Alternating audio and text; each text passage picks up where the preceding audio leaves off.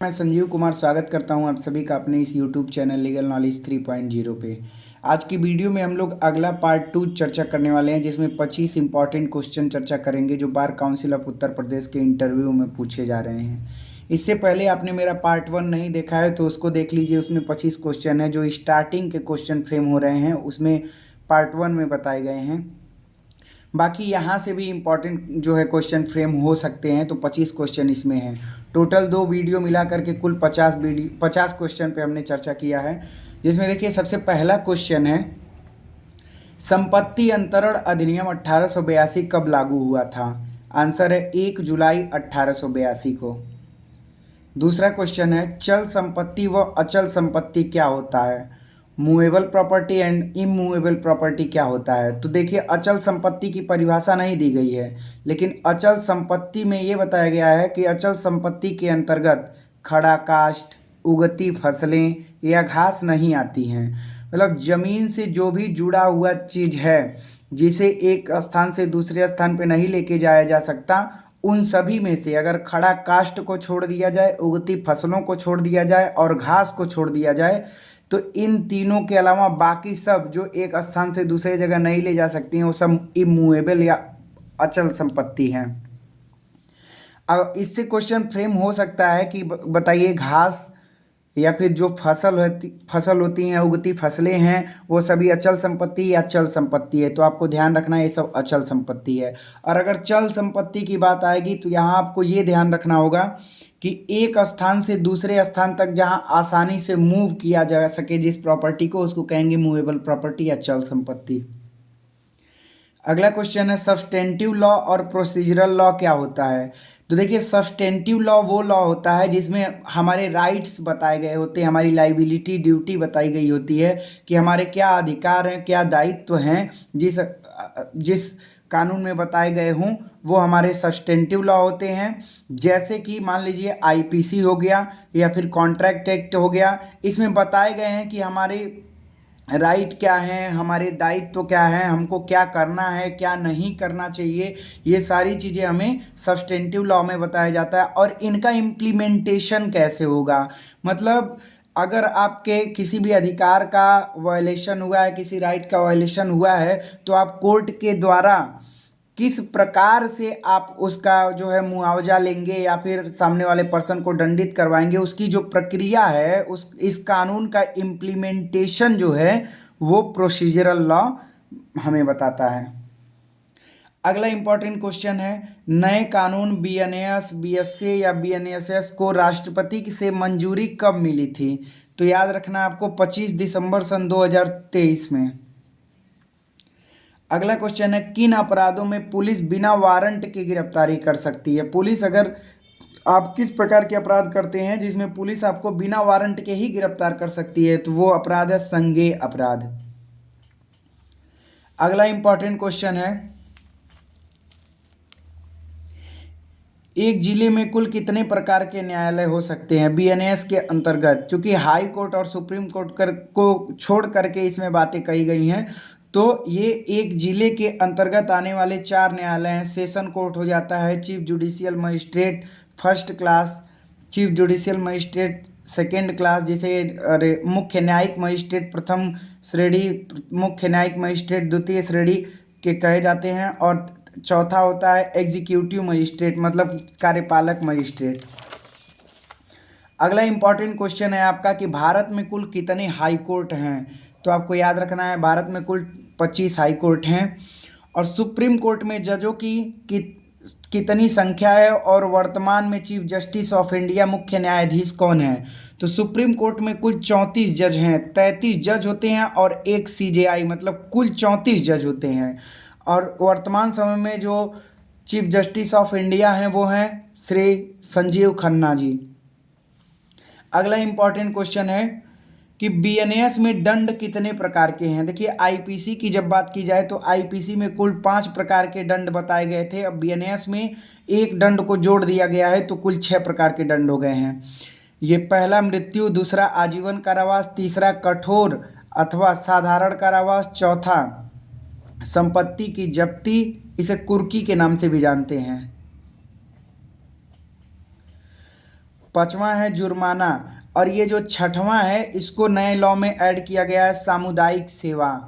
सामुदायिक सेवा से आप ये समझ सकते हैं जैसे कम्युनिटी सर्विस वो होता है जहाँ, जैसे आप देखेंगे कि चोरी के अपराध में जहाँ 5,000 से कम की प्रॉपर्टी है, यदि ऐसे प्रॉपर्टी की चोरी करता है तो उस व्यक्ति को कम्युनिटी सर्विस से भी दंडित किया जा सकता है, सामुदायिक सेवा से भी दंडित किया जा सकता है। ये इस एक प्रकार से, जैसे एक एग्जाम्पल हम आपको दें तो ये कहा जा सकता है कि जैसे कोर्ट के बाहर रोड पे जा कर के बहुत सारा कचरा है और गंदा पड़ा हुआ है, तो इसको साफ करने का भी सज़ा दिया जा सकता है। इसी को कहते हैं कम्युनिटी सर्विस या सामुदायिक सेवा। इसी प्रकार से और भी एग्जाम्पल आप दे सकते हैं।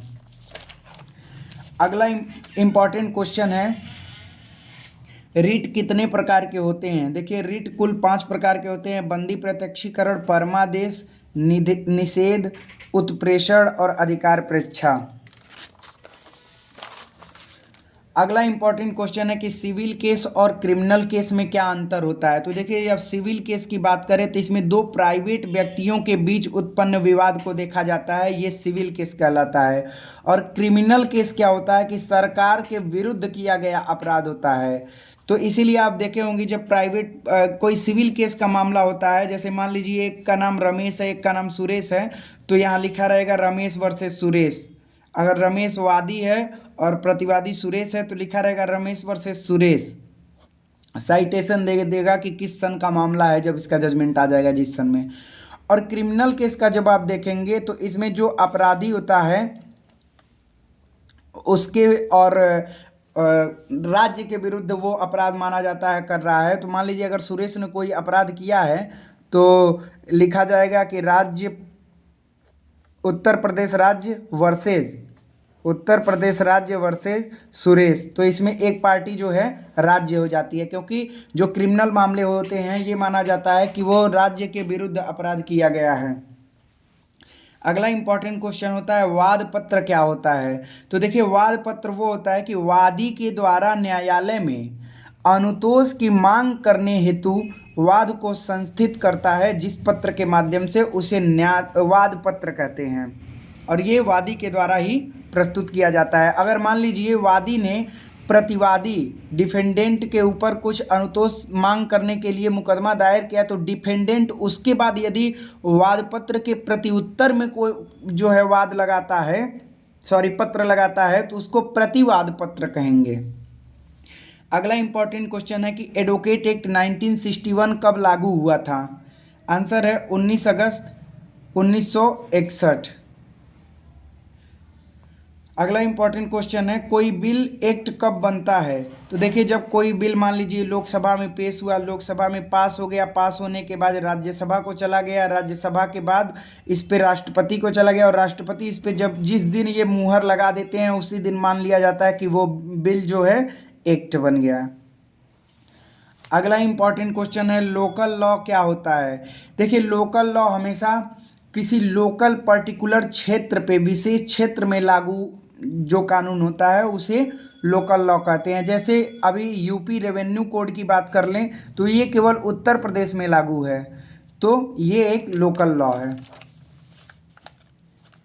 अगला प्रश्न है कि स्पेशल लॉ क्या होता है? देखिए स्पेशल लॉ विशेष व्यक्तियों या विशेष विषयों पर बना कानून स्पेशल लॉ कहलाता है। जैसे मान लीजिए जुवेनाइल जस्टिस है तो वो जो है बच्चों के लिए बनाया गया कानून है, या फिर पॉक्सो ले लिया गया तो पॉक्सो एक्ट जो है किसी माइनर के साथ रेप कमिट किया जाता है तो उसके लिए बनाया गया है। तो किसी स्पेशल विशेष व्यक्तियों के लिए या किसी विशेष अपराध के लिए विशेष बिंदु पर बना हुआ कोई कानून है तो उसे स्पेशल लॉ कहते हैं। और एक यहाँ से रीजनिंग की तरह एक क्वेश्चन आपसे किया जा सकता है कि किसी अपराध के लिए बीएनएस में 3 वर्ष की सज़ा दी गई है और उसी अपराध के लिए स्पेशल लॉ में 10 वर्ष की सज़ा दी गई है, तो कितनी सज़ा दी जाएगी? तो हमेशा जो है जहाँ जनरल लॉ जैसे बीएनएस हो गया और स्पेशल लॉ जैसे पॉक्सो हो गया, स्पेशल लॉ की बात आएगी तो हमेशा स्पेशल लॉ वहाँ प्रिवेल करेगा। तो इस हिसाब से स्पेशल लॉ में यदि 10 वर्ष की सज़ा है तो 10 वर्ष तक की सज़ा इसको दी जा सकती है।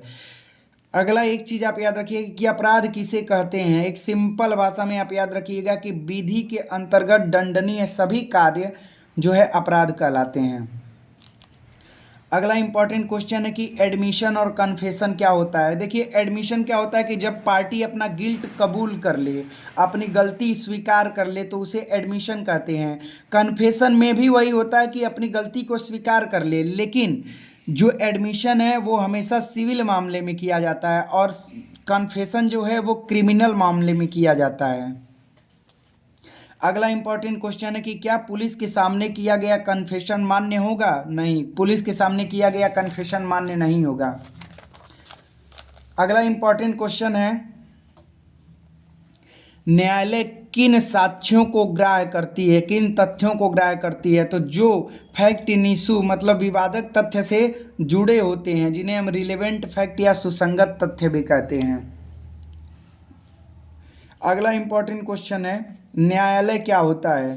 तो देखिए बीएसए में इसको डिफाइन किया गया है, भारतीय साक्ष्य अधिनियम में न्यायालय को डिफाइन नहीं किया गया। यहाँ ये बताया गया कि न्यायालय के अंतर्गत क्या क्या आता है, कोई जज, मजिस्ट्रेट और हर वह व्यक्ति जो साक्ष्य ग्रहण करने के लिए अधिकृत है, मतलब जो एविडेंस को लेने के लिए जो है ऑथराइज है, वो हर पर्सन जो है कोर्ट के अंतर्गत, कोर्ट के परिभाषा के अंतर्गत आता है।